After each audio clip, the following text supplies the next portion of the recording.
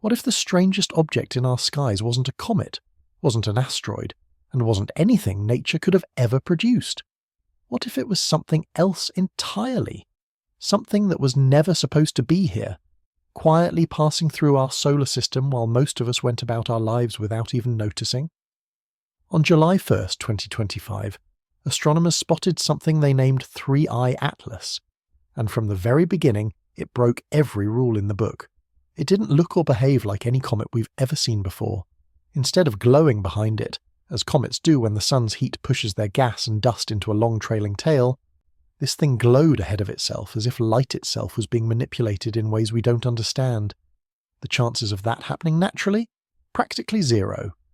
Yet the official explanations rushed to assure us it was nothing unusual, just another comet, nothing to see here. But the deeper you look into the story, the harder that claim is to believe. Because this isn't just about one strange rock drifting through space. It's about the possibility that we're being tested. Think about it. For decades, scientists have wondered how humanity might detect signs of intelligence beyond Earth. But what if the real question is the reverse? How do they detect intelligence in us? What if the objects that slip past our telescopes, the ones that don't fit the rules, aren't accidents at all, but carefully designed experiments? A kind of cosmic exam, meant to see if we're curious enough or humble enough to recognize them for what they are. And if that's true, then every discovery like this becomes more than a curiosity. It becomes a challenge. A question whispered from the stars, waiting to see if we're wise enough to answer.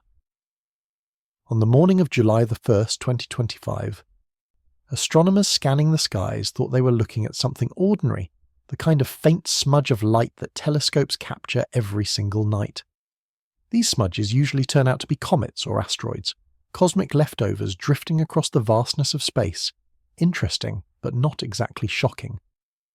But as the days passed and the object was tracked more carefully, the smudge became a mystery, and then the mystery began to look more like a problem.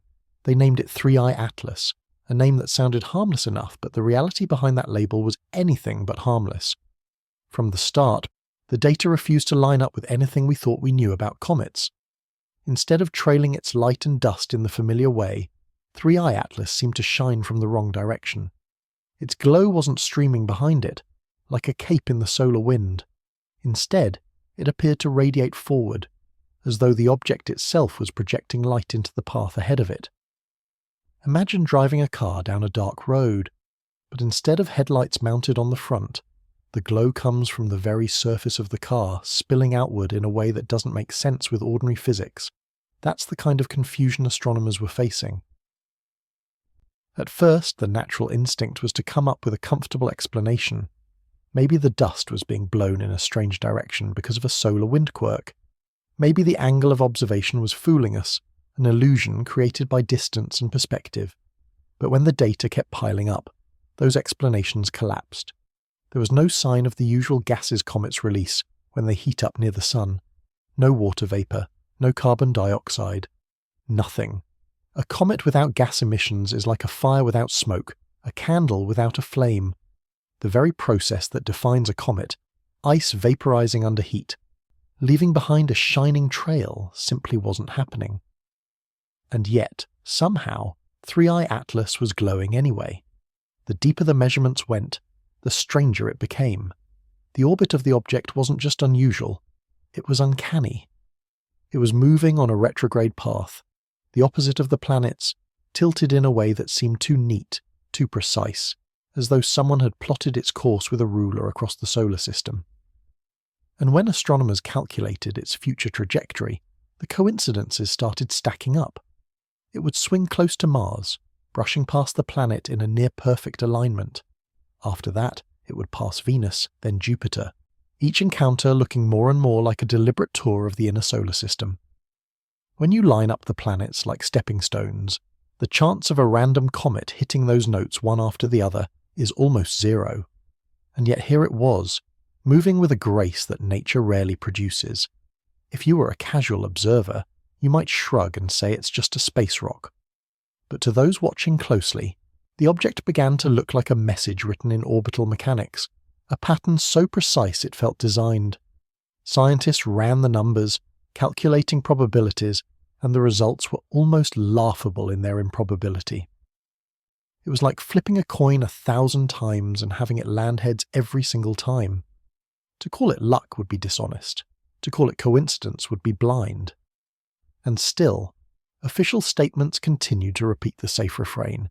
It's just a comet, a curious one, but nothing more. The same kind of reassurances we've heard before when the evidence doesn't quite fit the narrative. But outside the safe walls of academic press releases, people started asking different questions. If this wasn't natural, then what was it? Could someone have placed it here? The idea sounds outrageous. The kind of speculation you'd expect from late-night radio rather than respected observatories. Yet the longer the story unfolded, the less outrageous it felt. After all, wasn't Oumuamua in 2017 dismissed the same way, even as its strange acceleration left scientists scrambling? Haven't we seen before how our own artificial objects like Elon Musk's Tesla Roadster, launched into orbit in 2018, could easily be mistaken for space debris by anyone who didn't know the story?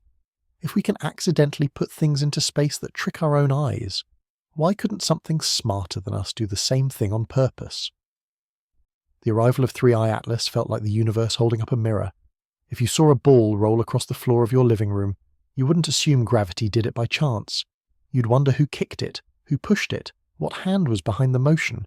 But when something rolls across the solar system in a way that defies chance, we call it a comet and move on, because admitting otherwise is too uncomfortable. The problem isn't the evidence. The problem is us. The human mind is trained to look for safe answers, explanations that don't rock the boat. Scientists with careers on the line are especially allergic to the word artificial because it risks ridicule, funding cuts, or professional exile. So they take the impossible arrival and file it away under the label of anomaly, a word that really means we don't know, but we don't dare say the obvious. But what if the obvious is the point? Imagine for a moment that this object isn't just wandering here by chance. Imagine it's been placed with intention, meant to look just odd enough to catch our eye, but not so blatant that it announces itself. That would be the perfect test of our awareness. A way to measure whether we're capable of curiosity instead of complacency. If intelligence beyond Earth wanted to see whether we were paying attention, what better way than to slip an impossible comet past our defences and watch what we do with it? And in that sense, the impossible arrival of 3IATLAS is less about the object itself and more about us. Every measurement, every contradiction, every eerie alignment forces us to reveal who we really are as a species. Are we explorers hungry for truth, or are we children covering our ears, hoping the universe stays simple? The impossible arrival is more than just an entry in a database. It's a challenge written across the stars, a puzzle that doesn't want to be ignored. It exposes the gap between what we claim we're ready for and how we actually behave when confronted with the unknown. If we're willing to shrug it off as just a comet, then maybe we've already failed the test without even realizing we were being graded.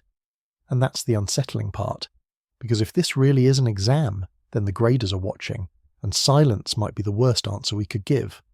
Alan Turing never set out to create a cosmic parable when he proposed his famous test for artificial intelligence. He was focused on machines, on the idea that one day a program could mimic human conversation so convincingly that a person wouldn't be able to tell the difference. If the human judge couldn't reliably decide whether they were speaking with a person or a machine, then the machine had essentially passed the test. It was a clever thought experiment designed in the early 1950s, back when computers filled entire rooms and the notion of artificial intelligence felt like science fiction. But Turing's simple framework outlived him, becoming a cultural touchstone for how we think about intelligence itself. What almost nobody considers, though, is flipping the test on its head. What if humanity isn't the judge? What if we're the ones being judged?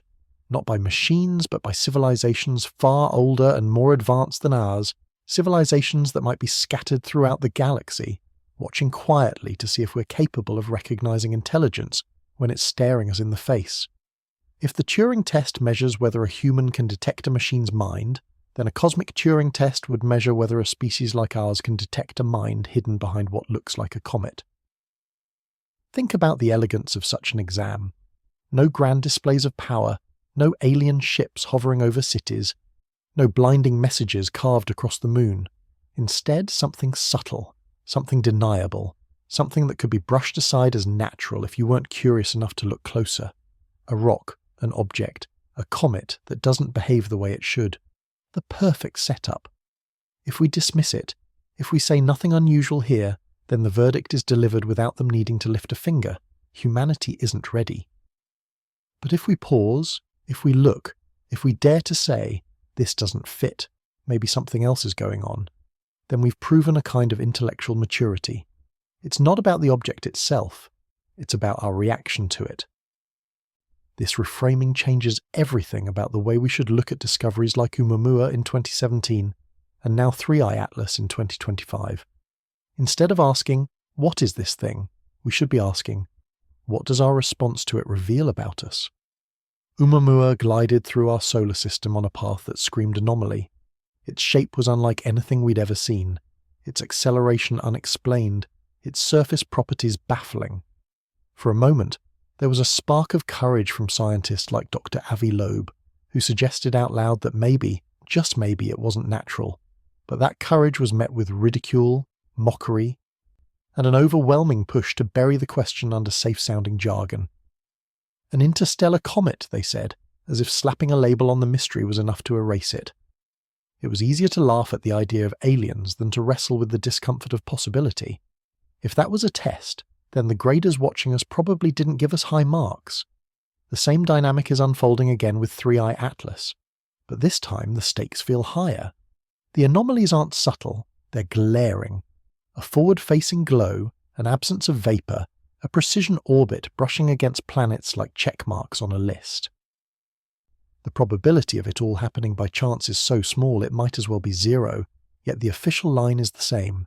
It's just a comet, nothing to see, business as usual. If you were designing a cosmic Turing test, isn't this exactly what you would expect? Give the species a puzzle that looks obvious to a curious mind but ignorable to a fearful one. Then sit back and watch which instinct wins, curiosity or denial. If we fail the test, it's not because the evidence wasn't there. It's because we've refused to admit what it pointed to. And here's the part that makes it chilling. This kind of test doesn't need to be graded with words. There doesn't have to be a broadcast, a signal, or a spaceship descending to hand us a report card. The evaluation could be silent. They might just be watching how our scientific institutions react, how our media covers it, how ordinary people respond when faced with the possibility that the universe is more populated than we thought. If our reaction is mockery, dismissal, and denial, then they don't need to bother making contact. They've learned everything they need to know. This species isn't ready for the truth. It almost makes you wonder if this has been happening all along. If Oumuamua was lesson 1, the Tesla Roadster mistaken for a space rock was lesson 2, and now 3IATLAS is the final exam. Each time the anomalies grow sharper, each time the contradictions more obvious, and each time our reaction becomes the real data being collected. When we misidentified our own rocket booster as a natural asteroid in 2020, it was proof that even we can't tell the difference between artificial and natural once an object is stripped of context. Maybe that was part of the curriculum too, a way of showing us how blind we really are, a way of asking, if you can't even recognize your own debris, how can you hope to recognize something that isn't yours? The irony is that we often imagine first contact as something overwhelming, a sky filled with ships or a signal blaring from the stars. But that version of the story is built on the assumption that we're important enough to deserve such drama. What if reality is far more humbling? What if the way an advanced civilization makes first contact is by giving us a test we don't even realize we're taking? A test designed to be deniable so that we can choose our own interpretation. A test where the only thing being measured is whether we're capable of setting aside pride and fear long enough to say, this isn't natural. If we can't do that, then we're not ready to join a larger conversation. We remain children in the cosmic classroom, not yet trusted with the advanced lessons. The thought becomes even more unsettling when you consider the possibility that multiple civilizations could be running this same test across the galaxy. If life is common, then the ability to recognize intelligence might be the universal filter that decides which species get invited into the grown-up circle and which ones get left behind. In that sense, the cosmic Turing test isn't just a metaphor, it's the gatekeeper. And right now, our answers aren't looking great. The official record of Oumuamua, the public statements about 3IATLAS, the laughter at anyone who dares to whisper artificial, all of it paints a picture of a species desperate to cling to the illusion of solitude. To the graders watching, It must look like fear dressed up as science. So when we talk about the cosmic Turing test, we're not really talking about comets or space rocks at all. We're talking about ourselves, our psychology, our fear of ridicule, our need for control. The test isn't in the sky, it's in our hearts and minds. Every time we default to denial instead of curiosity, we mark an answer wrong on the exam.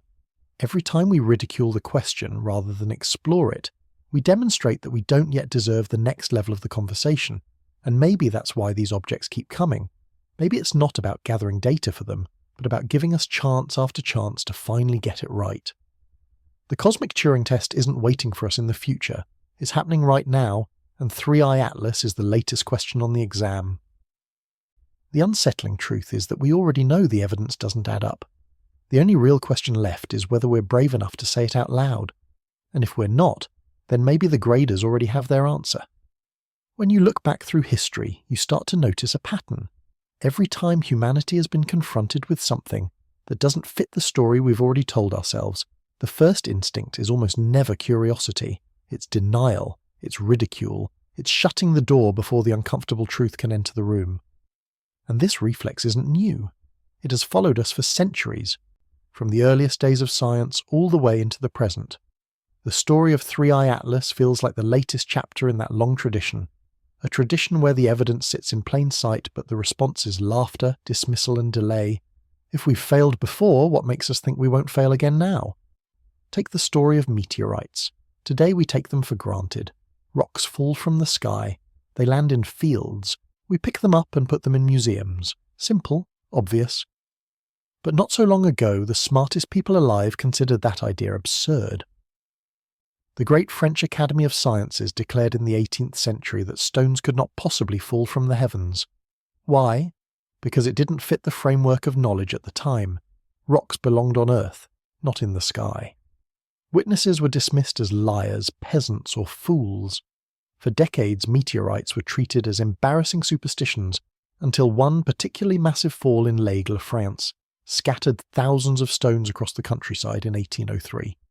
Only then, when undeniable physical evidence blanketed the ground, did the scientific establishment grudgingly admit what ordinary people had been saying all along: rocks do fall from the sky.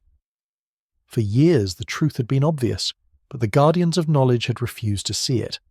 The same story repeated with Ignaz Semmelweis in the mid-19th century. He noticed that women giving birth in hospitals staffed by doctors were dying at much higher rates than those attended by midwives. His simple conclusion was that doctors, who often went straight from dissecting corpses to delivering babies without washing their hands, were carrying death on their skin. His recommendation? Wash with antiseptic before touching patients. A life-saving observation supported by data confirmed by outcomes. And yet the medical establishment of the time mocked him. They called him unprofessional, unscientific, hysterical. His colleagues resisted the suggestion not because it lacked evidence, but because it challenged their pride. It implied that their own hands were killing patients. Semmelweis ended his life in despair, committed to an asylum, and only decades later was he vindicated as the father of antiseptic practice. By then, countless lives had been lost, not to disease, but to arrogance. Or think of Alfred Wegener in the early 20th century, the man who proposed that continents drift. He looked at maps and saw the obvious. South America and Africa fit together like puzzle pieces, not to mention the fossil and geological evidence that matched across oceans. His idea was elegant and explained mysteries that had baffled geologists for years. But the reaction? Scorn, laughter, dismissal. For decades, continental drift was a punchline, an idea so ridiculous that serious scientists didn't want their names associated with it. Wegener himself died before he could ever see his theory vindicated. It wasn't until the 1960s, when plate tectonics became established science, that people finally admitted he had been right all along. The lesson running through all of these examples is brutally clear. The problem is never the evidence itself. The problem is the human instinct to reject what threatens the worldview we've built. Meteorites didn't fit the framework, so they were impossible. Germs carried on doctors' hands insulted the dignity of the profession, so they were ignored. Moving continents sounded too wild, so it was ridiculed. Time after time, the truth wasn't hidden, it was visible. But pride, fear, and conformity made us blind. Now here we are in 2025, confronted by an object that doesn't behave like anything nature should be able to produce. A comet that glows forward instead of behind. A traveller with no outgassing, no vapour, no emissions, and yet somehow shining and shedding dust. An orbit so precise it seems plotted on purpose. And what is the first reaction from most of the scientific establishment? Not curiosity, not excitement, but dismissal. It's just a comet, they say, as though repeating the label erases the contradictions. The pattern repeats itself with depressing predictability. We laugh at the possibility that it could be artificial, because laughing is easier than admitting we might not understand the universe as well as we think we do. And this isn't just about comets, it's about the way humans react to every paradigm shift. We protect our frameworks like fortresses. Anyone who dares to suggest the walls might not be indestructible is treated as a threat. Galileo was threatened with imprisonment for saying the Earth moved around the sun. Charles Darwin was mocked for suggesting humans evolved from common ancestors with apes. Every great leap forward in knowledge starts with ridicule. Only later, once the evidence overwhelms denial, do we look back and say, of course it was true all along. The tragedy is that recognition always comes late. We always laugh first, investigate later, and finally accept only when it's no longer possible to deny. But what if the cosmic Turing test doesn't allow for that kind of delay? What if the graders aren't waiting for us to finally come around after centuries of stubbornness? What if they're watching our first reaction, measuring whether we can overcome the reflex of denial in real time? If that's the case, then repeating the old mistakes isn't just embarrassing, it's catastrophic. Because in this test, late acceptance may count the same as failure. When we call 3IATLAS just a comet, we're not making a scientific statement. We are making a psychological one. We are proving yet again that when confronted with something that challenges our worldview, we prefer safety over truth. And in doing so, we are echoing the voices of the French Academy denying meteorites, the doctors mocking Semmelweis, the geologists ridiculing Wegener. Every time humanity has faced a paradigm shift, the first chapter is always the same, rejection. But this time, we may not get the luxury of a second chapter. The deeper implication is sobering. Maybe these objects, Oumuamua 2020 SO, and now 3IATLAS, aren't just anomalies. Maybe they're designed to test this very reflex. Do we laugh? Do we deny? Or do we dare to say the obvious truth, even if it costs us ridicule? If that's the exam, then our historical record doesn't give us much hope. Again and again, we've proven that we would rather cling to the comfort of old ideas than confront the discomfort of new realities.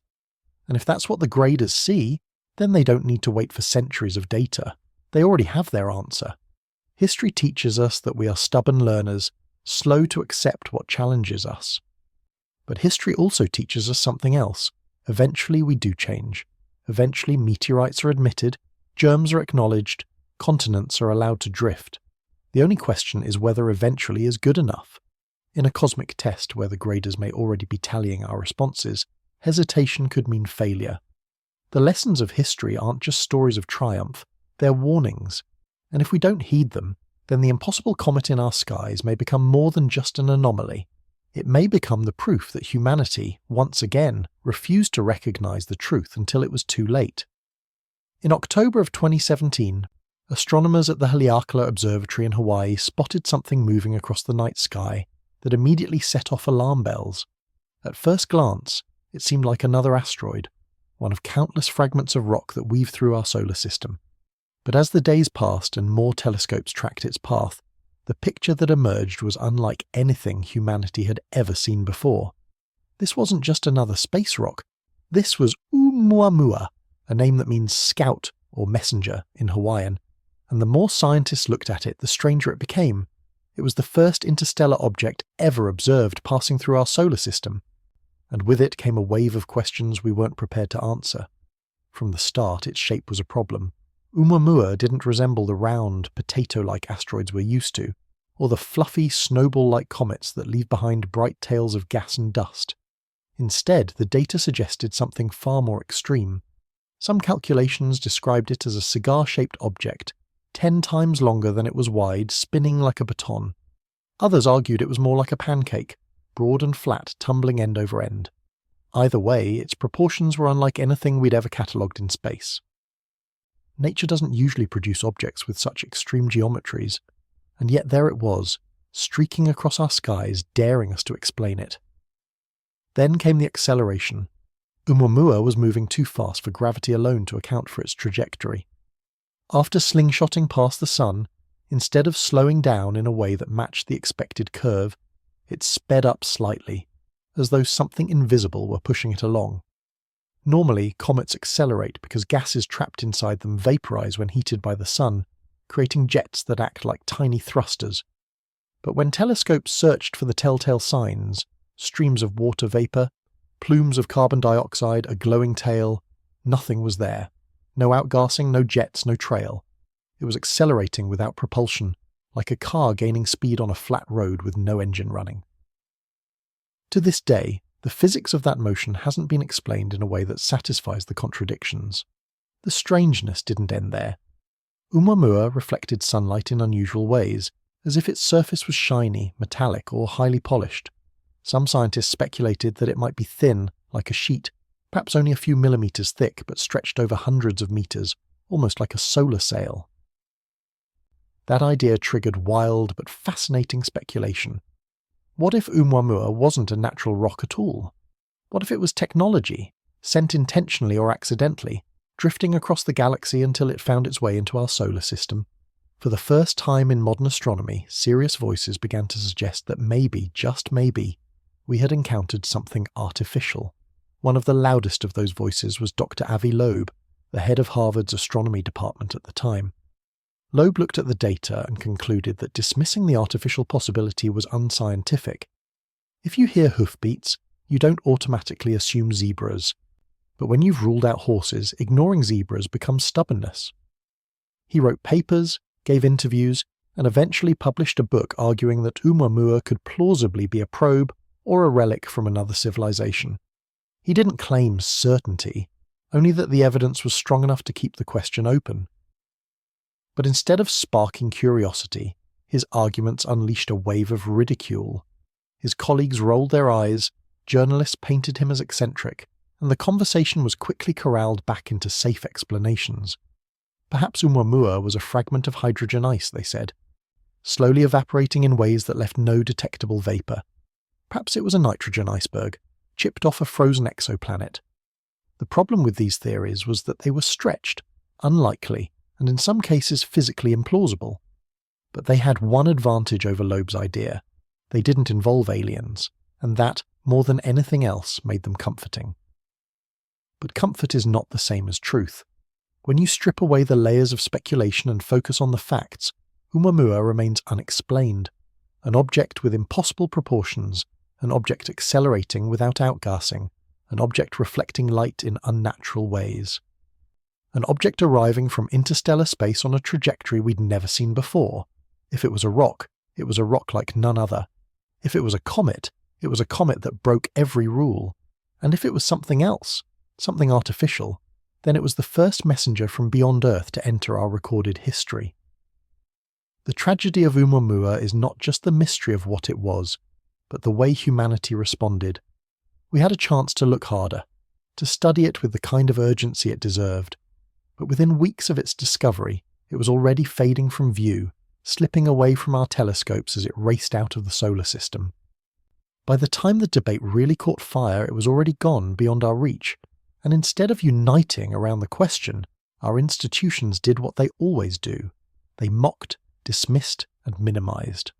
The possibility that it could have been artificial was never seriously explored by the mainstream. Instead, it was buried under a pile of increasingly desperate natural explanations, each less convincing than the last, but each more palatable to a community terrified of ridicule. And maybe that was the real test. Maybe Oumuamua wasn't just an object.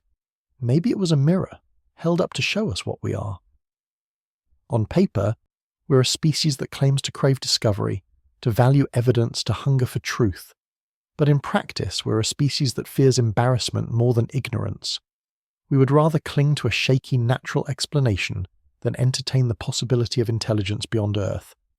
If someone was watching us in 2017, if someone placed Oumuamua here to see how we'd react, then the reaction they saw wasn't curiosity. It was fear, denial, and self-protection. not a passing grade by any standard. And that's why Oumuamua matters so much in the story of 3IATLAS.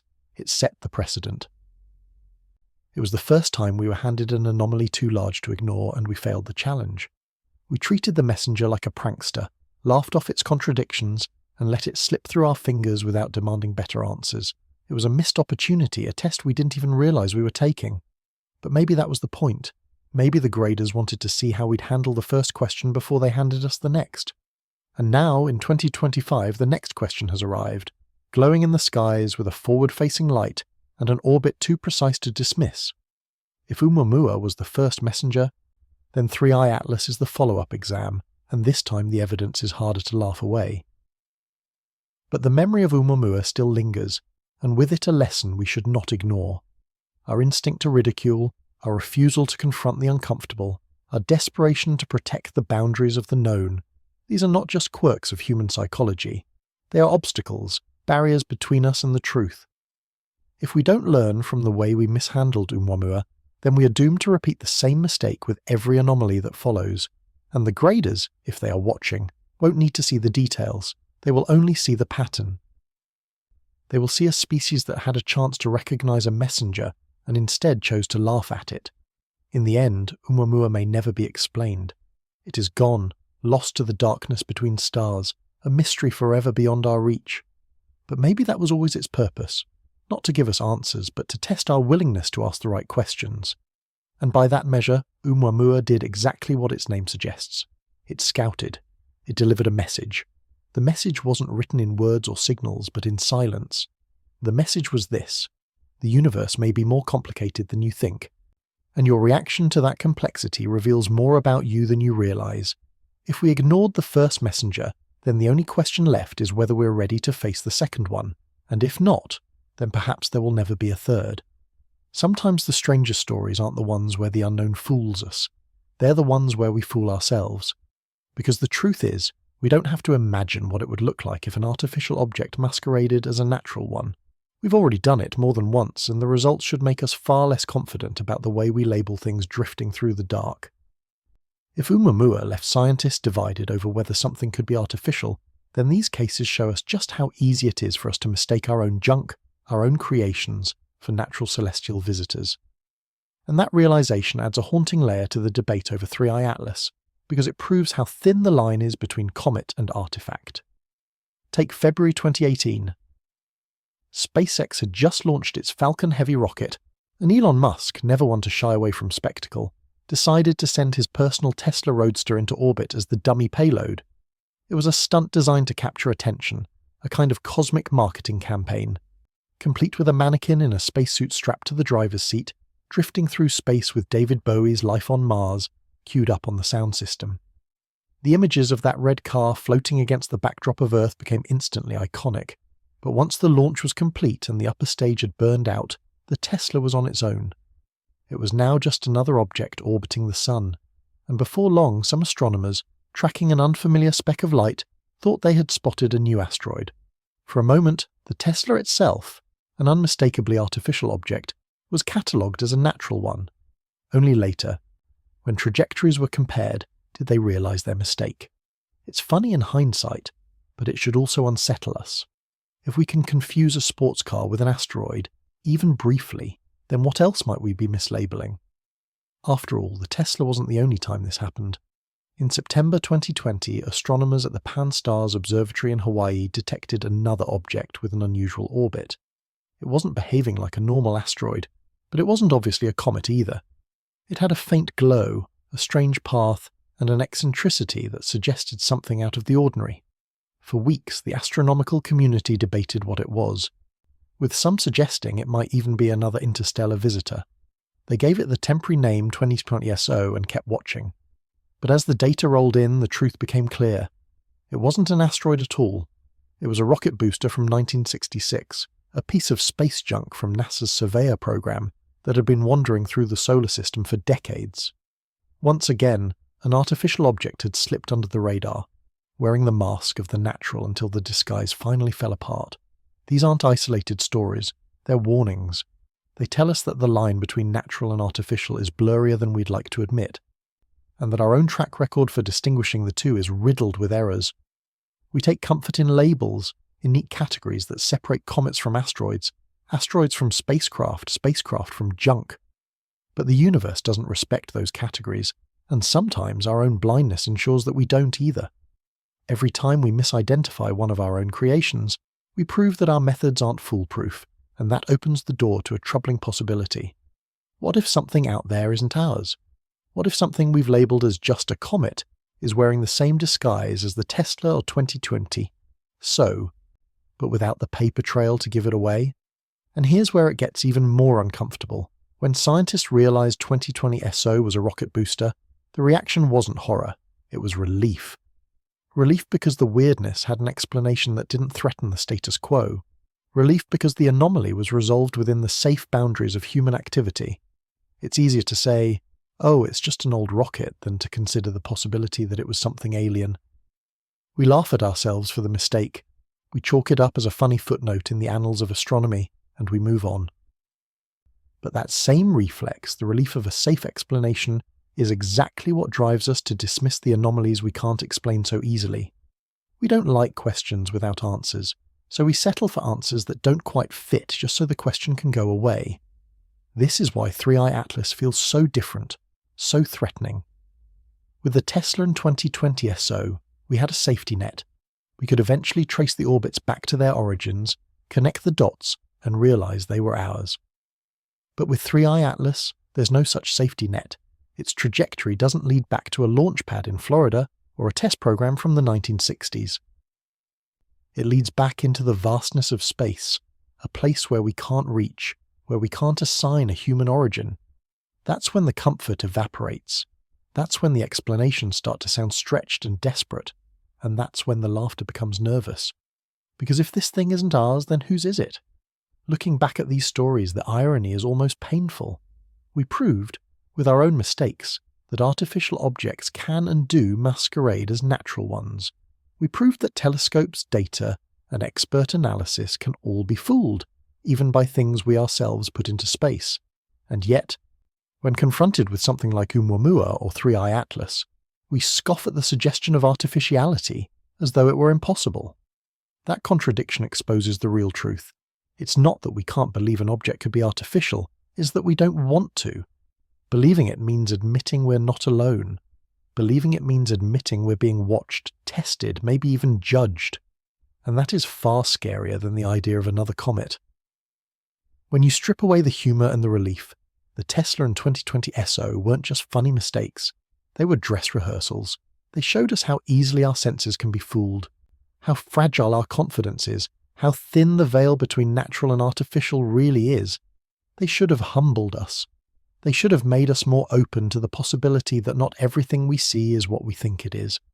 Instead, they've been tucked away as curiosities, overshadowed by the desire to maintain the illusion that we've got the universe neatly categorized. But the universe doesn't play by our categories. It throws us curveballs.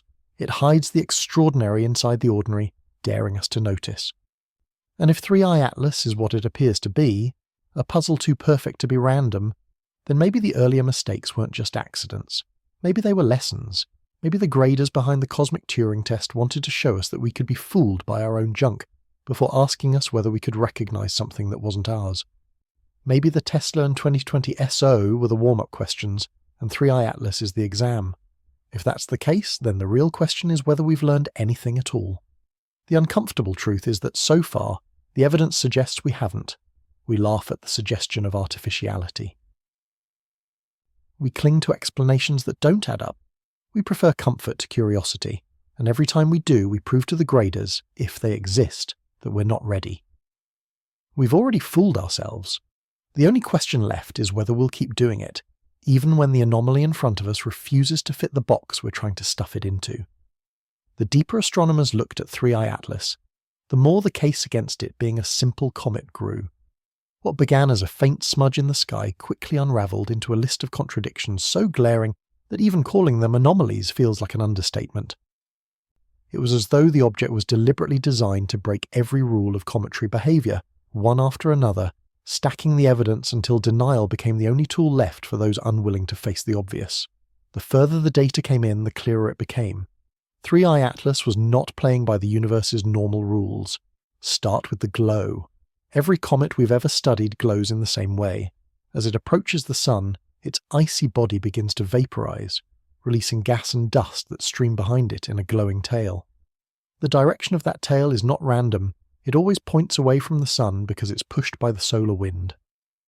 This is basic physics, the kind of phenomenon so reliable that it's taught in classrooms. But 3IATLAS flipped that rule on its head. Instead of trailing a glowing plume behind it, its light was concentrated in front, as if it were a ship with headlights blazing into the darkness. Scientists tried to explain it away with geometry or observational error, but the longer they studied it, the harder it was to deny. The glow was forward-facing, a phenomenon that no known comet has ever displayed. Imagine watching a river flow uphill or seeing smoke sink to the ground instead of rising into the air. That's how unnatural this was.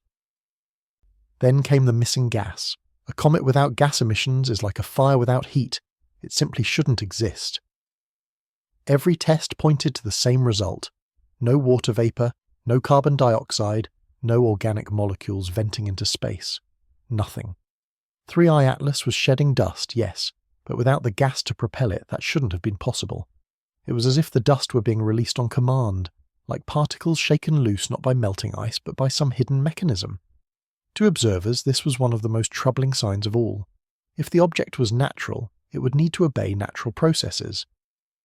But here it was, breaking those processes with every turn. The orbit was the next problem, and it was perhaps the most damning. When astronomers plotted its path, they discovered it wasn't just drifting randomly through the solar system. Its trajectory was retrograde, moving in the opposite direction of the planets. Retrograde objects are rare but not unheard of. What was unheard of was the way 3IATLAS's orbit lined up almost perfectly with the solar system's plane.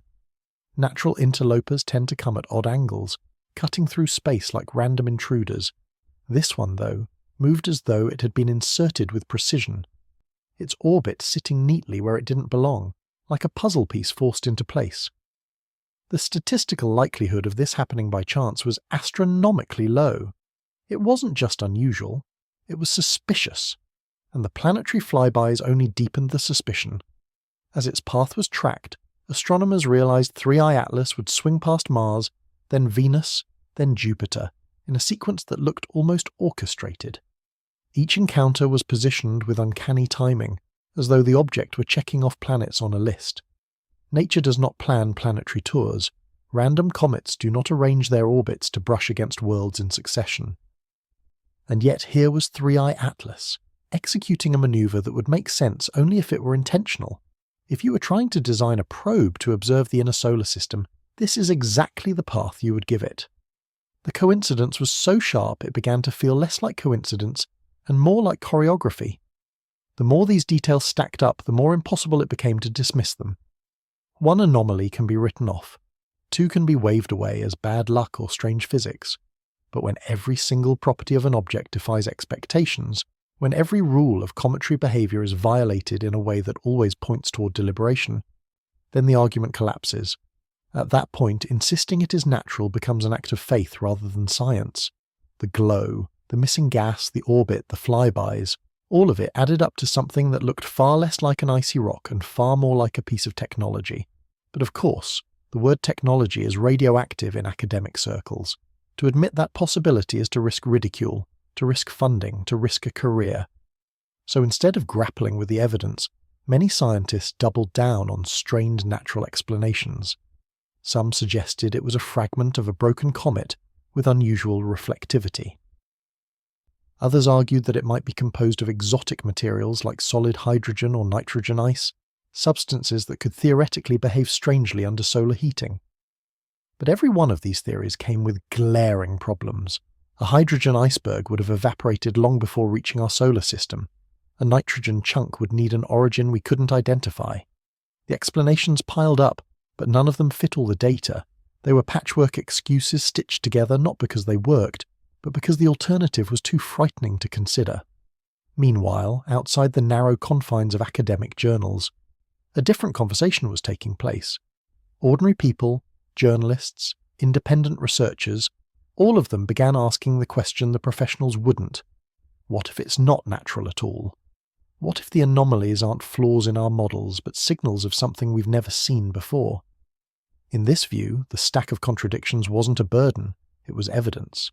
And the evidence pointed toward one conclusion, that 3IATLAS was not a comet but a messenger, a probe, a test, something designed, not discovered.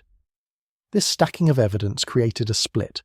On one side, you had the establishment clinging to natural explanations, no matter how flimsy. On the other, you had a growing sense of unease, a recognition that the story didn't add up. And this split mirrors the very test itself, because if 3IATLAS is what it appears to be, then the real experiment isn't happening in space, it's happening here on Earth. The graders don't need to reveal themselves. All they need to do is watch which side wins, the side of denial or the side of curiosity. Consider the probability math. Each anomaly by itself might be explainable, but altogether, the odds of a comet with a forward-facing glow, no outgassing, a retrograde orbit aligned to the solar plane, and a sequence of planetary flybys happening by pure chance are so close to zero they may as well be zero. If you were in Vegas, you wouldn't bet on odds like that. If you were a scientist, you wouldn't trust a model with probabilities that low. And yet when the universe shows us exactly that scenario, our instinct is to call it coincidence rather than intelligence. It's a choice that reveals more about us than about the object itself. By the time the evidence had fully stacked, 3IATLAS had transformed from a curiosity into a challenge. It forced humanity into a corner. Either we accept the anomalies and admit we might be looking at something artificial, or we retreat into denial and insist that improbability equals impossibility. So far, most of the establishment has chosen the latter, but the object itself doesn't care. It continues on its path, shining forward, brushing past planets, a silent witness to our refusal to see. And maybe that is the point. Maybe the test isn't about the object at all. Maybe it's about whether we can overcome our own fear, our own arrogance, our own desperate need for the universe to remain simple. 3IATLAS doesn't just stack evidence, it stacks judgment. Every anomaly is another mark on the exam, another chance to see whether we can break the cycle of denial that has haunted us for centuries. And if we can't, then perhaps the graders already have their answer. Perhaps the evidence isn't just a puzzle, it's a verdict. And in that verdict, we may already be failing. If you step back and look at the timeline, a strange picture begins to emerge, one that feels less like a series of random events and more like lessons arranged in order, as if someone or something were teaching us. Oumuamua in 2017, the Tesla Roadster mistaken for a rock in 2018, the rocket booster disguised as an asteroid in 2020, and now 3IATLAS in 2025. At first, these might seem like disconnected stories, separate anomalies in the endless chaos of the cosmos. But when you view them together, a pattern surfaces, almost like chapters in a curriculum. Each event introduces something new, something designed to push our thinking a little further, to nudge us closer to asking questions we're afraid to ask. And the more you look at it that way, the harder it is to shake the feeling that this is intentional, a sequence meant not just to confuse us but to evaluate us. Imagine for a moment that we're students in a cosmic classroom. The first lesson was Oumuamua. It arrives out of nowhere, the first interstellar object ever detected, and it looks and behaves in ways that no natural rock should. Its bizarre shape, its unexplained acceleration, its reflective surface, all of it forces us to grapple with the possibility that not everything wandering into our solar system is just debris. For a brief moment, we confront that question, and some brave voices even whisper, artificial. But the classroom's response, as a whole, is denial. The majority mocks, dismisses, and retreats into shaky natural explanations. The lesson is presented, but the students refuse to engage. If you were the teacher, watching from outside, what would that tell you about us? That we're clever enough to notice, but too fearful to follow through. Then comes the second lesson, a little subtler, but closer to home. In 2018, Elon Musk launches his Tesla into space, and suddenly we've created an artificial object masquerading as an asteroid. For a while, some astronomers actually misidentify it, and then in 2020, the point is driven home even harder when 2020 SO, a decades-old rocket booster, is also mistaken for a natural body. Twice in just a few years, humanity is confronted with examples of artificial objects wearing the disguise of the natural. These are practice questions, almost like exercises meant to train our eyes and sharpen our thinking. We're being shown that the line between natural and artificial is far thinner than we'd like to believe, and that even our best instruments can be fooled. It's as if the teacher is saying, before you laugh at the idea of alien probes, remember, you can't even recognize your own. And then, after these warm-up questions, comes the exam. 3IATLAS. Unlike the earlier lessons, this one doesn't just hint at anomalies, it shouts them. Forward-facing glow, no gas emissions, perfectly aligned retrograde orbit, planetary flybys that look more like waypoints on a deliberate journey than accidents of gravity.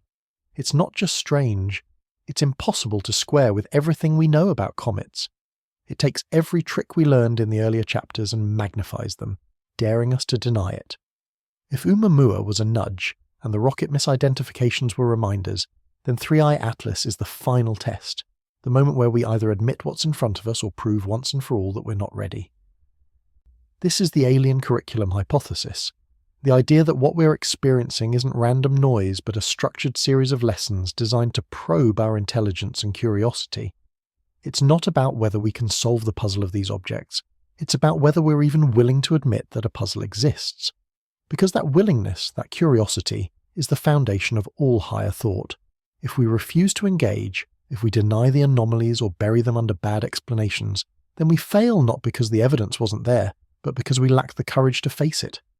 When you think about it, this method of contact would make perfect sense for an advanced civilization.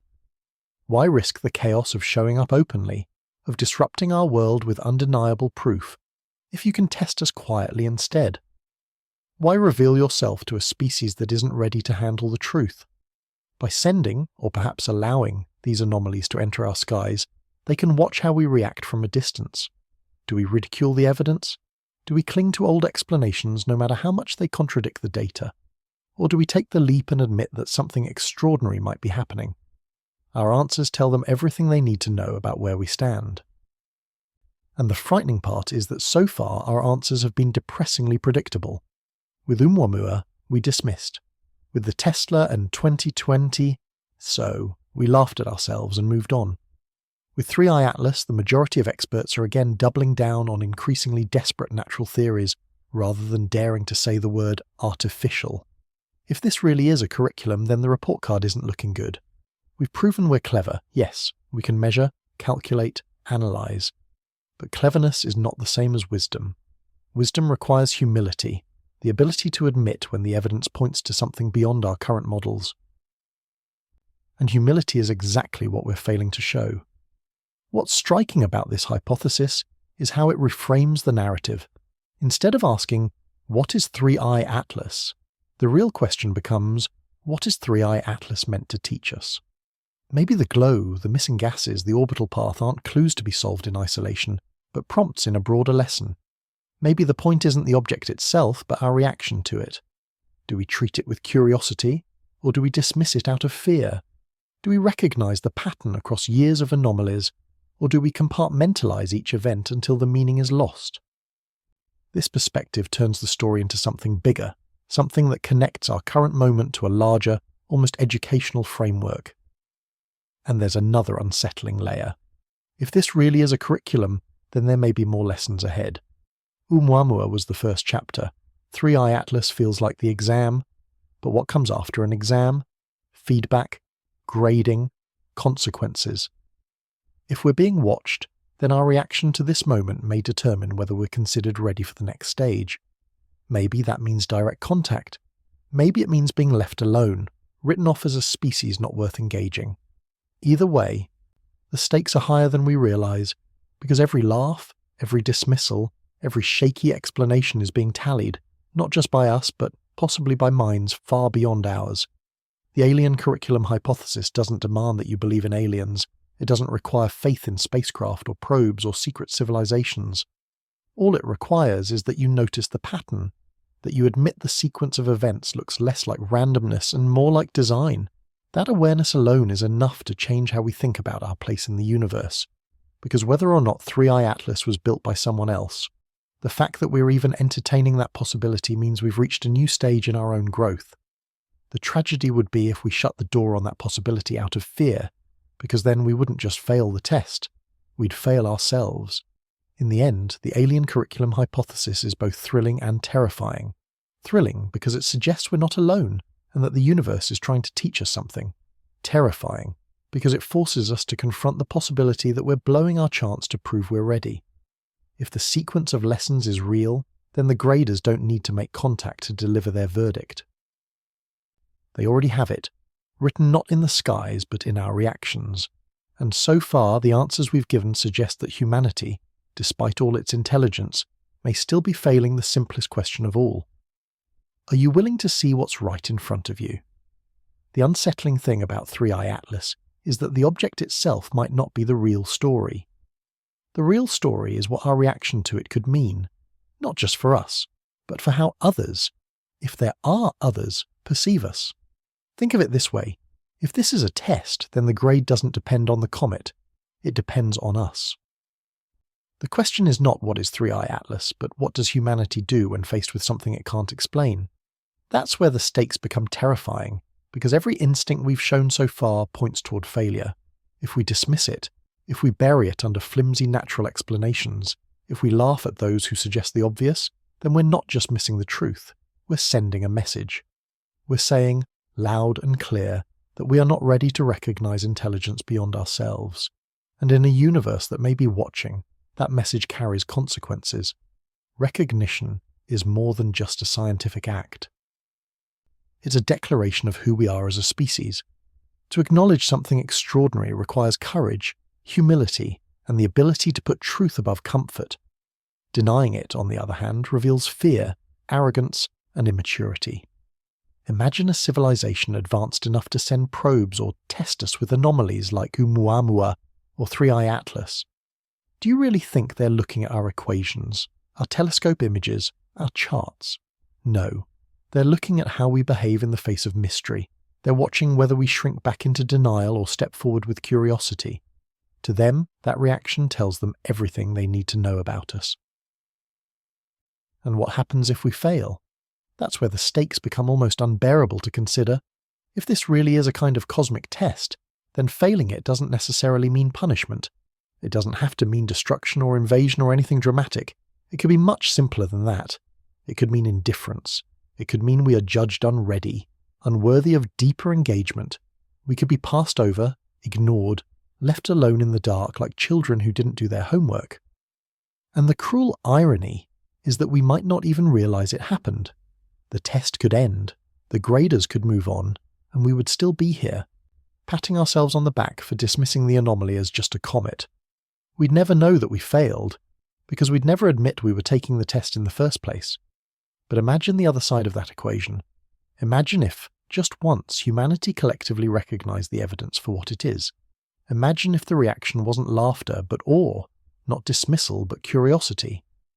Imagine scientists stepping forward and saying, "This doesn't fit our models, and that might mean it's not natural." Imagine governments acknowledging the possibility instead of burying it. Imagine the world for once daring to admit the truth, even if it feels uncomfortable. What would that signal to the watchers? That we are no longer afraid, that we're capable of curiosity even when it challenges our worldview, that we're ready for the next stage. That single act of recognition could be the key to opening a door that has remained closed for millennia. The stakes of recognition go beyond alien contact. They cut to the heart of who we are as a civilization. Our denial isn't just about comets. It's about climate change, about pandemics, about risks we refuse to acknowledge until it's too late. Over and over, humanity shows the same pattern. Mock the warnings, dismiss the evidence, cling to denial, and only admit the truth when it can no longer be avoided. We did it with meteorites, with Semmelweis, with Wegener. We're doing it with artificial intelligence and existential risks right now.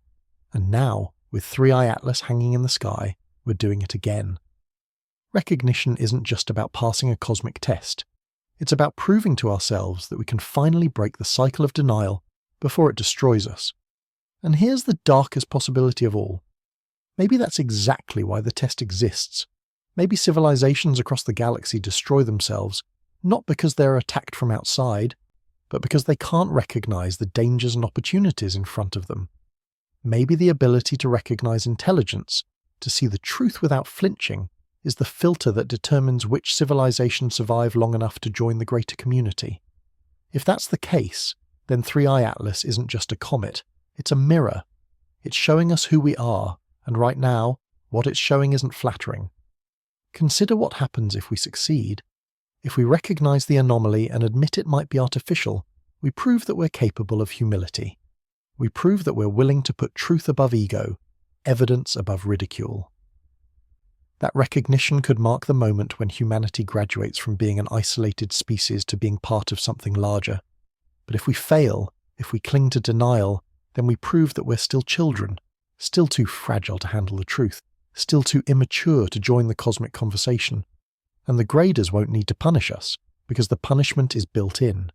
A species that can't recognize intelligence will never be trusted with it. What makes this so haunting is how close we are to that line. The evidence is there, stacked so high it can't be ignored by anyone willing to look honestly. The glow in the wrong direction, the absence of gas, the orchestrated orbit, it all screams anomaly. Yet our institutions, our scientists, our leaders hesitate. They circle the wagons, protect their reputations, and laugh at the possibility of intelligence. That hesitation may be the very thing that dooms us. Recognition doesn't require proof beyond all doubt. It doesn't require a spaceship landing on the White House lawn. It only requires the courage to say, this doesn't fit, and maybe that means something extraordinary is happening. That single admission could be enough to change everything. But so far, we're too afraid to make it. In the end, the stakes of recognition are nothing less than our place in the universe. If we fail to recognize what's in front of us, we don't just fail a test, we fail ourselves. We prove that we are prisoners of our own fear, unable to break free from the cycle of denial that has haunted us for centuries. But if we succeed, if we dare to look at 3IATLAS and say, this is not natural, then we take the first real step into a larger reality. The choice is ours, but the clock is ticking, because the object is moving on, slipping further into space with every passing day. And when it's gone, so too may be our chance to prove we're ready. So the real question is not about the comet at all. The real question is about us. Will we recognize the truth when it's staring us in the face? Or will we laugh it off and fail the test without even realizing we were being graded? The stakes could not be higher, because in the silence of the universe, recognition may be the only answer that matters. When faced with the unknown, humanity almost always takes the same path. We deny it. We laugh at it. We explain it away with theories that don't hold up under scrutiny. And only later, sometimes decades later, do we look back and admit the truth was staring us in the face the whole time. 3IATLAS isn't the first case where this pattern has played out, but it may be the most important, because the psychology of denial has never carried higher stakes. If this object really is what the anomalies suggest, then our refusal to face it isn't just a scientific blunder, it's a test of whether our species can break free from the reflex that has defined us for centuries. The psychology of denial is rooted in fear. Fear of ridicule, fear of uncertainty, fear of being wrong. No one wants to be the first person to say this might be artificial, because the consequences are immediate and brutal. Careers can collapse. Reputations can be shredded. Entire institutions can turn their backs on anyone willing to ask the forbidden question. That fear shapes not just individuals, but the collective reaction of science itself. Safer to stick with explanations that don't fit than to admit the evidence points towards something extraordinary. Safer to stretch the natural until it snaps than to even whisper the word technology. This isn't science. It's self-preservation disguised as skepticism. History shows us the same cycle again and again. When meteorites fell from the sky, scientists insisted they couldn't possibly be real. Rocks don't fall from the heavens, they said, and anyone who believed such nonsense was a fool. For decades the truth was ridiculed, until undeniable evidence forced a reversal. When Alfred Wegener proposed continental drift, he was mocked relentlessly. The idea that continents could move was dismissed as absurd. Only later, when plate tectonics became undeniable, did scientists admit that Wegener had been right all along. When Semmelweis suggested that doctors washing their hands could prevent death, he was ostracized and destroyed His career ruined by colleagues who couldn't handle the idea that they themselves were spreading disease. Denial first, acceptance later. Always too late for the ones who saw the truth early. Now the same reflex is happening with 3IATLAS. The anomalies are obvious.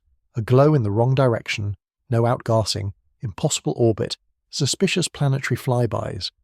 Anyone looking honestly at the data sees the same thing. It doesn't fit. But instead of facing that reality, scientists invent increasingly desperate explanations. Exotic ice that evaporates in ways never before seen. Coincidences stacked on coincidences. Theories so fragile that they collapse under the weight of their own improbability. And when someone dares to suggest the word artificial, the response isn't debate, it's mockery. Just as it always has been. Just as it always will be, until hindsight makes the denial look foolish. But why? Why are we wired this way?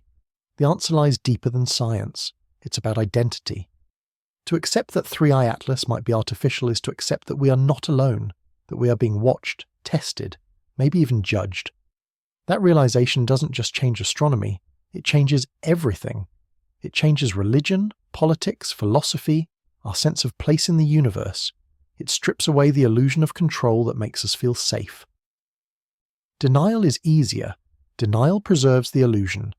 Denial lets us go on pretending we understand the universe, even when the evidence says otherwise. And denial isn't just a scientific reflex, it's a human one. We deny what we don't want to face. We deny mortality, pretending we have endless time.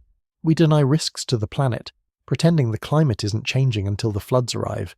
We deny the fragility of our systems, pretending pandemics won't come until they already overwhelm us. We are creatures of comfort, and comfort thrives on denial. Facing the truth means accepting pain, fear, responsibility. And most of us would rather laugh it off, push it away, cling to the familiar story even when it doesn't fit. This is why the test of 3IATLAS feels so cruel, because it strikes at our deepest weakness. If the graders behind the cosmic Turing test want to know whether humanity is ready for contact, all they have to do is introduce an anomaly and watch. Do we deny it, as we always have? Or do we finally for once break the cycle and admit the obvious? So far we're failing. Not because we lack intelligence. We have brilliant scientists, powerful telescopes, incredible technology. We're failing because we lack courage. We're failing because denial feels safer than truth. And here's the haunting part. Maybe this test isn't just about aliens. Maybe the psychology of denial is the true filter that determines which civilizations survive long enough to reach the stars. Because denial doesn't just blind us to comets, it blinds us to every existential risk we face. Civilizations that can't break free from denial collapse under their own blindness. They deny climate change until their planet burns. They deny war until it consumes them. They deny truth until it kills them. Maybe the graders don't need to destroy us, because if we can't pass this test, we'll destroy ourselves. That's why 3IATLAS matters so much. It's not just about whether we recognize an anomaly in the sky. It's about whether we recognize the reflex inside ourselves. Every excuse, every laugh, every dismissal is evidence that we're still trapped. But every whisper of curiosity, every brave voice willing to ask the question, is a crack in the wall. And maybe that's the real test. Not whether we all recognize the truth at once, but whether enough of us can overcome denial to tip the balance. Whether curiosity can finally outweigh fear. Whether courage can finally break the cycle. The psychology of denial is humanity's greatest weakness, but it doesn't have to be our fate. We can choose to see. We can choose to listen. We can choose to admit that the universe is stranger than we imagined and that maybe, just maybe, we're being invited into something larger. But the invitation won't last forever. 3IATLAS will move on, just as Oumuamua did, vanishing into the dark, leaving us with nothing but the memory of a test we refused to take. And when that happens, we'll be left with only one question.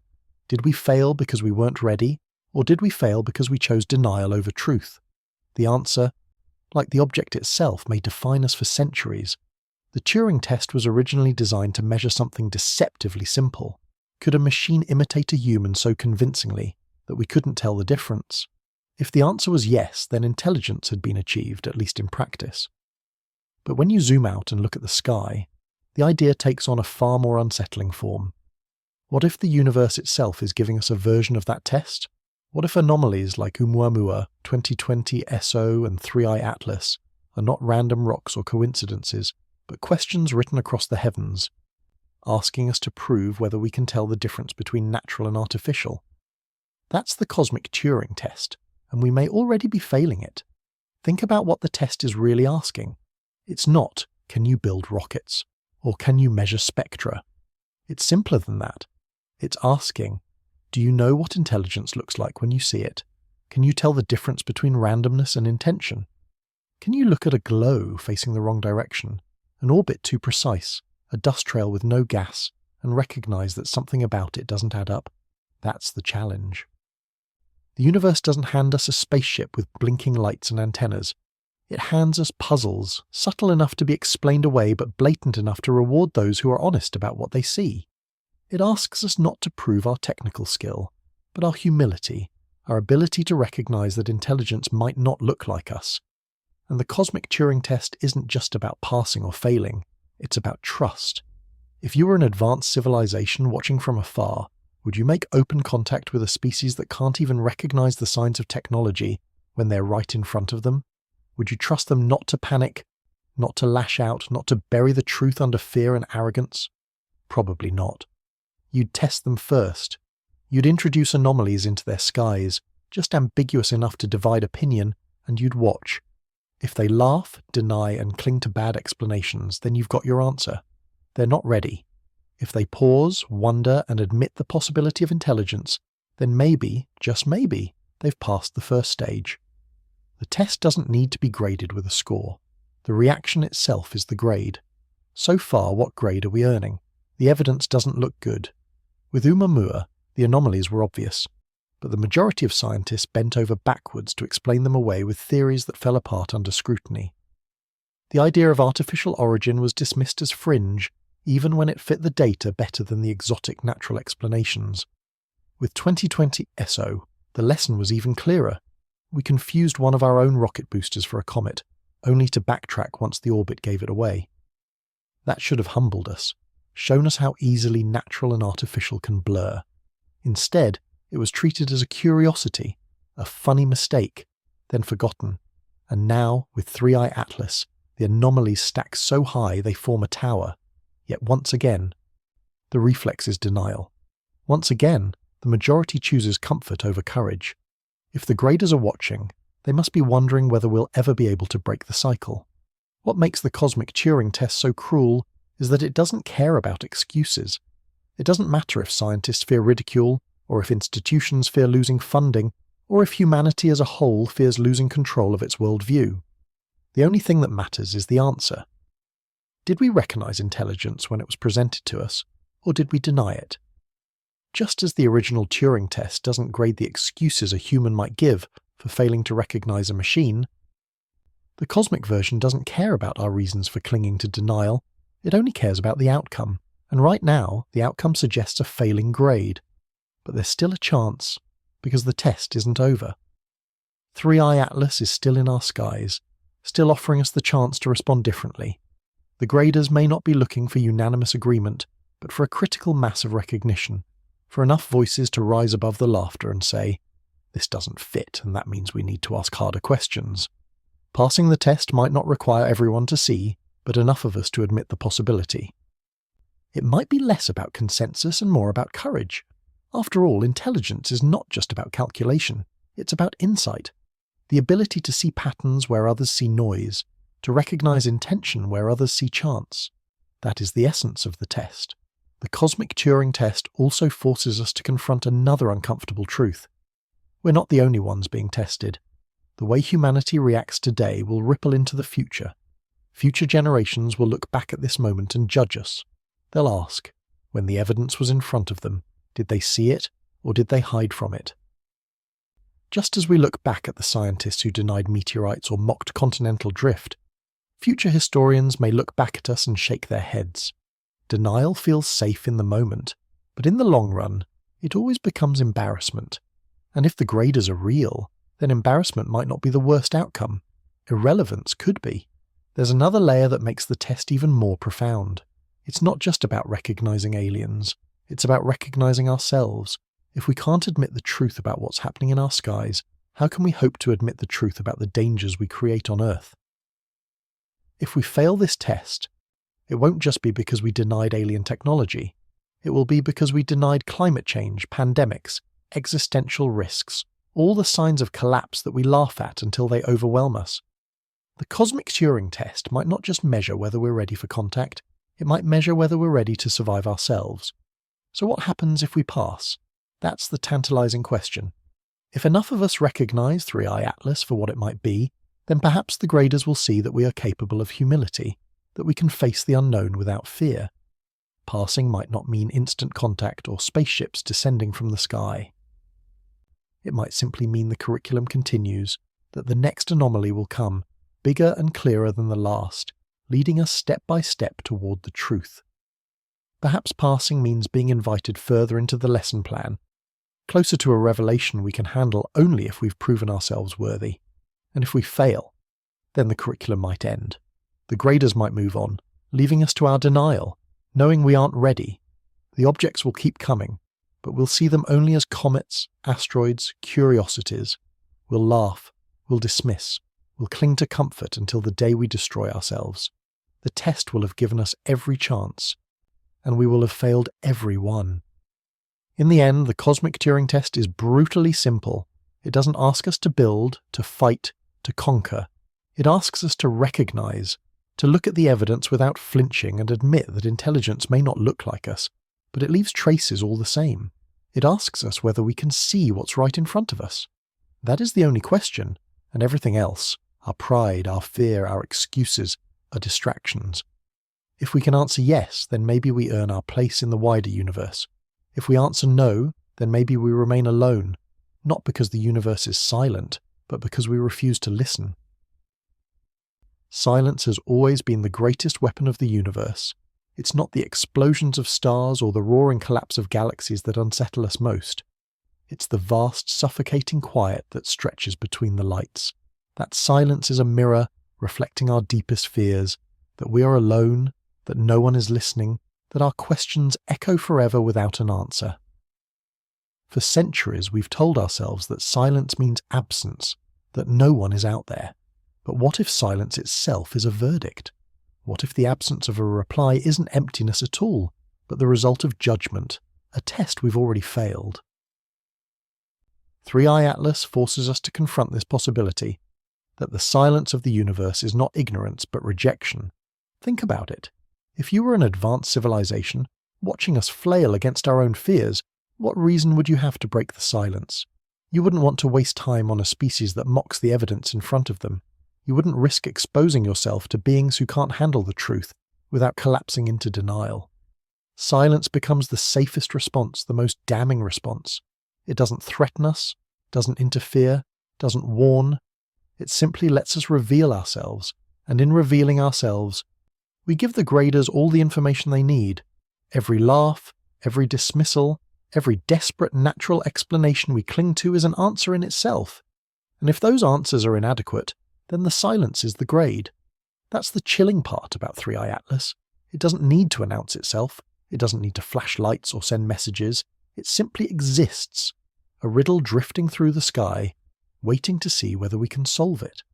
The silence that surrounds it is part of the test, because silence forces us to show our hand. It strips away the possibility of being spoon-fed answers.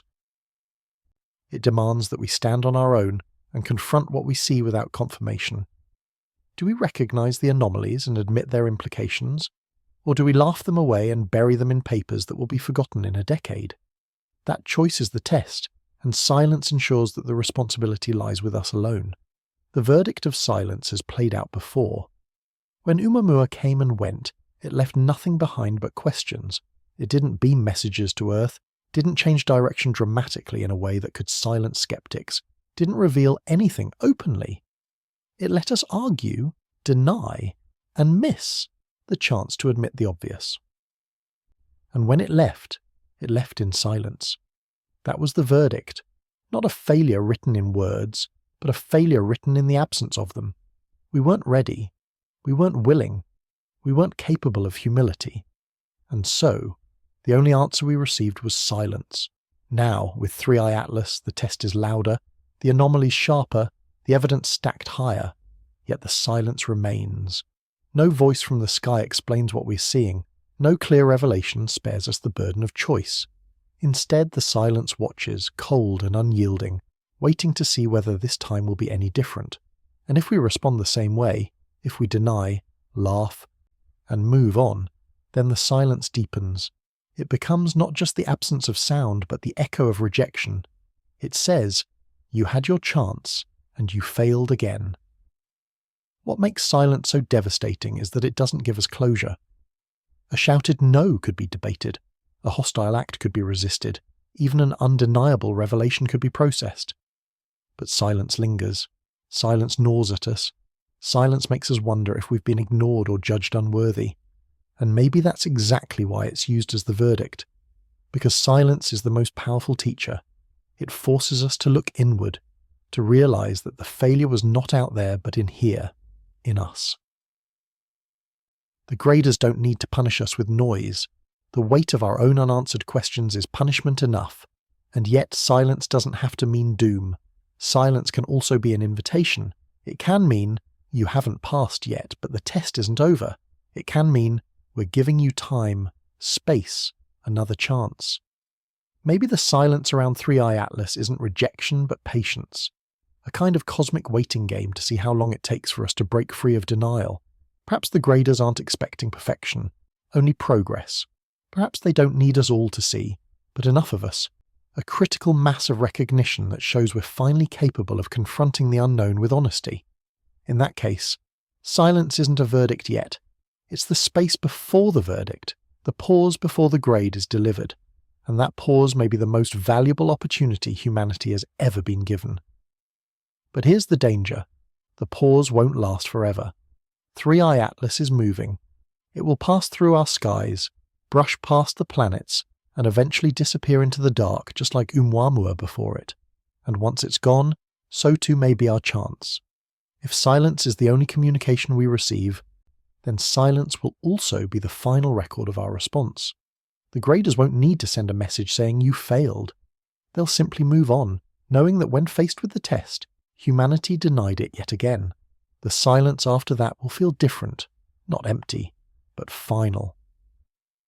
The verdict of silence also raises a more personal question. What if this is the way the universe always speaks? What if contact doesn't come in words or signals, but in the form of riddles, anomalies, and puzzles that force us to reveal who we are? Maybe the silence isn't rejection, but the language itself. Maybe the graders don't send messages because they don't need to. The anomalies are the messages and our response is the reply. In that case, we've already been in dialogue for years, we just haven't recognized it. The conversation has been written in trajectories and glows and dust trails, and our side of the conversation has been denial, fear, and laughter. If that's true, then silence isn't absence at all. Silence is a mirror reflecting the words we've already spoken, and that's the most haunting thought of all, that we are already being judged not by what we say we believe, but by what we actually do when faced with mystery. That the universe doesn't need to intervene, doesn't need to appear, it only needs to watch. And in our refusal to see, in our insistence on denial, we have already spoken our answer. Silence, then, isn't just the verdict of the universe, it's the verdict we've given ourselves. Yet despite the weight of silence, hope remains, because silence also means the door is still open. If the graders truly wanted nothing to do with us, perhaps they wouldn't even bother sending the anomalies at all. The fact that 3IATLAS exists, that the anomalies are there for us to see, may mean that the curriculum continues, that we are still being tested, still being given a chance to break the cycle. And if we can recognize that, if we can admit that silence is not absence but expectation, then maybe we can still change the verdict. The final question becomes this: what will we do with the silence? Will we treat it as emptiness and move on, comforted by denial? Or will we treat it as a challenge, a waiting space demanding that we finally see? The choice is ours, but the consequences are immense, because when the silence ends, whether in contact or in rejection, the verdict will be permanent, and the record of what we chose to do in this moment will echo forever. Preparing for contact is something humanity has fantasized about for centuries, but almost always in the wrong way. We picture flying saucers landing on the White House lawn, or giant ships hovering above cities, or beacons of light spelling out messages across the stars. We imagine it loud, undeniable, dramatic. But what if real contact isn't like that at all? What if it's quiet, ambiguous, subtle, a puzzle hidden in plain sight, waiting for us to see it? In that case, preparing for contact doesn't mean building weapons or broadcasting signals into space. It means preparing ourselves, our minds, and our societies to face a truth we've spent centuries running from. It means dismantling denial before the verdict of silence becomes permanent. 3IATLAS may be the wake-up call, the rehearsal, the chance to get ready before the real test begins. The first step in preparing for contact is intellectual humility. We have to admit that we don't have all the answers, that our models of the universe, as powerful as they are, may still be primitive. Every time we invent an exotic natural explanation to avoid the possibility of intelligence, we show the graders that we're clinging to pride. Preparing for contact means being willing to say, we don't know, and maybe that's okay. Maybe not knowing is the beginning of wisdom. If we can't even admit that a comet with impossible properties is an anomaly worth considering, then how could we ever hope to engage with something deliberately designed to test us? The second step is psychological resilience. We have to be ready for the shock of the unknown. Right now, the mere suggestion of alien technology sends many people into laughter or panic. That's not strength, that's fragility. A mature species should be able to face unsettling evidence without collapsing. Preparing for contact means building that resilience, teaching ourselves to see the extraordinary without fear, to respond with curiosity instead of denial. If we can't handle a rock that glows the wrong way, how could we ever handle the reality of a civilization older and wiser than ours? The third step is societal readiness. Contact, if it ever comes, won't just be a scientific event, it will ripple through every part of human life. Religion, politics, economics, culture, everything will be shaken. If 3IATLAS is a test, then part of the exam is whether our societies can absorb the shock without tearing themselves apart. Right now, the signs aren't good. We argue endlessly about much smaller truths. We fracture over details, deny inconvenient facts, and let ideology blind us. Preparing for contact means building systems that can handle disruptive truths without breaking, systems rooted in transparency, flexibility, and cooperation. Because the day we face undeniable evidence, denial will no longer protect us. Only resilience and honesty will. And perhaps the most important step of all is shifting our mindset about what contact even looks like. We're waiting for trumpets in the sky, for something so obvious it forces everyone to agree. But what if contact is already happening, in the form of subtle tests like 3IATLAS? What if the graders have no interest in shaking our world with spectacle, but instead want to see whether we can recognize intelligence in ambiguous forms? Preparing for contact means changing our expectations. It means realizing that the extraordinary won't always announce itself. It may whisper, and it's our responsibility to listen. There's also the possibility that preparing for contact isn't about them at all. It's about us. Every anomaly, every puzzle is less about proving they exist and more about proving we're capable of growth. If we can recognize 3IATLAS as a test, then we've already taken the first step toward preparing ourselves. Not for a spaceship landing, not for a booming voice from the stars, but for the slow, subtle process of integrating a larger truth into our worldview. Preparing for contact isn't about them revealing themselves. It's about us revealing ourselves, whether we are curious enough, brave enough, humble enough to face what's in front of us. And maybe preparation doesn't happen at the level of governments or institutions. Maybe it begins with individuals, with the ones willing to see. Every person who looks at 3IATLAS and admits the anomalies are real is taking a step forward. Every voice that refuses to laugh or dismiss is a signal to the graders that at least some of us are ready. Preparing for contact might not require humanity as a whole to wake up at once. It might require a tipping point, a critical mass of people who can lead the rest when the time comes. In that sense, every individual choice matters. Every refusal to deny is part of the preparation. But there's a darker possibility too. What if preparation doesn't mean readiness to embrace contact, but readiness to survive judgment. If the graders are testing us, then they may already have thresholds in mind. Fail too many times, deny too often, and maybe we're written off. Preparing for contact in that case means proving we're worth the effort, worth the risk, worth the dialogue. The danger isn't invasion, it's irrelevance. It's being left alone in the dark forever, because when the test was given, we refused to take it. And that possibility should terrify us more than anything else. Imagine, though, what it would mean if we succeed. If we prepare ourselves, if we break free of denial, if we finally admit that not everything in the sky can be explained away, then the universe opens up. Passing the test doesn't mean answers come immediately, but it does mean the curriculum continues. Another anomaly, clearer than the last. Another puzzle, more direct. Eventually, perhaps, undeniable contact, but only because we proved we could handle it. Preparing for contact means proving, step by step, that we can grow into the truth without being destroyed by it. In the end, preparation isn't about technology. It's not about building better telescopes or stronger rockets, though those things matter. Preparation is about psychology, humility, and courage. It's about asking whether we can face evidence without flinching, whether we can live with uncertainty without denial, whether we can grow without being forced. That is what the graders want to see. That is the curriculum we're in. And that is why 3IATLAS matters so much, not because of what it is, but because of what it demands from us. The object will pass, as they all do. It will drift on into the darkness, leaving us with the silence of unanswered questions. The graders may never reveal themselves openly, at least not yet. But if we prepare now, if we take the test seriously, then when the next anomaly comes, we won't be caught off guard. We'll be ready.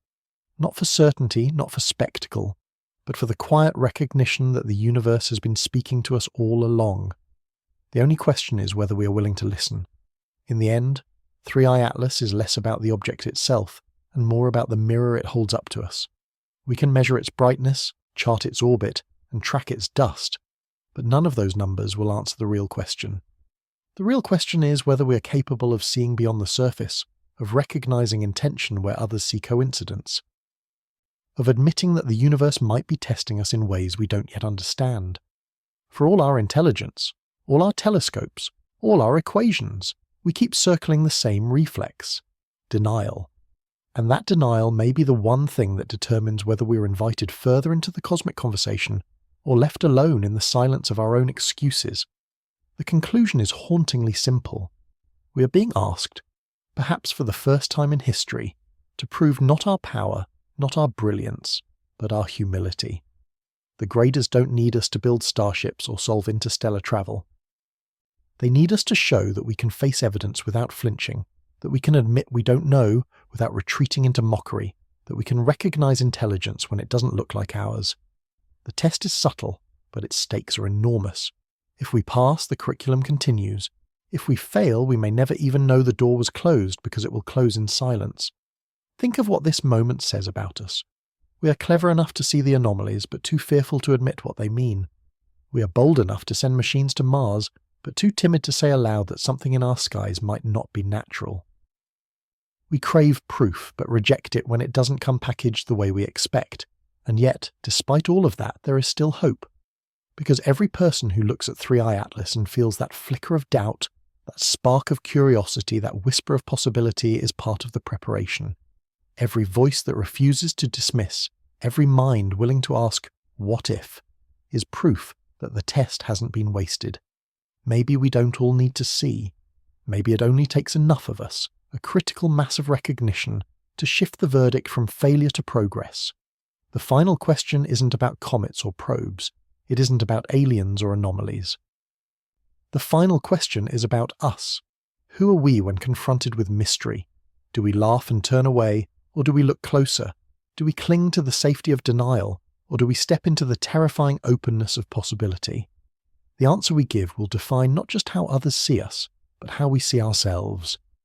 It will decide whether we remain children of denial, or whether we take our first steps into a universe that has been watching, waiting, and asking all along. 3IATLAS will move on. The skies will return to silence. The world will forget, as it always does, filing this anomaly away with the others, but the test will remain, and the verdict will be written not in the heavens but in our response. We are not being asked to solve every puzzle, we are being asked to recognise that a puzzle exists, and if we can't even do that, then perhaps the silence of the universe is the only answer we deserve. The final question is simple. When the universe places something extraordinary in front of us, will we see it for what it is, or will we look away? The choice is ours, but the clock is ticking and the graders, if they are out there, are already watching.